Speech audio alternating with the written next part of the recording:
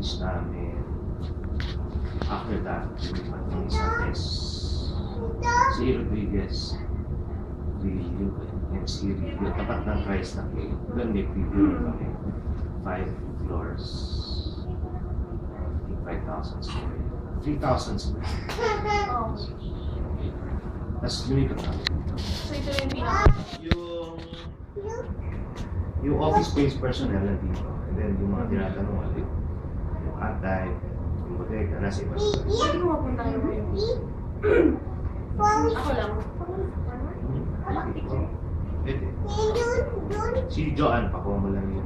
Even mo Si siya, Joanne bigay yung mo, request mo, araw mo pwede, o saan, ano interest mo. Kasi magkaiba yan, yung archive namin, nasa Quezon City, nasa Pilipino. Sa Madrid yan. Yung recording studio namin nandun. Pero yung bodega namin, nandito sa Pasig, sa may Manggahan. Yung archives. Hindi, yung archives nasa Madrid yan. Yung warehouse namin, andun din sa Madrid. Recording studio, rehearsal, studio. Tapos, yun, basically.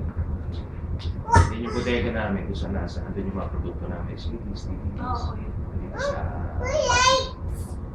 Iwan mo. Wala yun. Pwede sa dala ko yung proposal eh. Ano?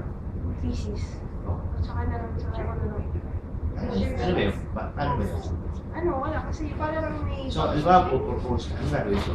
Wala lang. Nakapagsa Okay. Hindi, tsaka na lang after.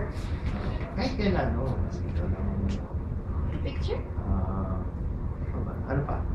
Hindi, wala. Mag-shot lang sana ako. Ikot kayo? Joanne! Ano yun? Pasas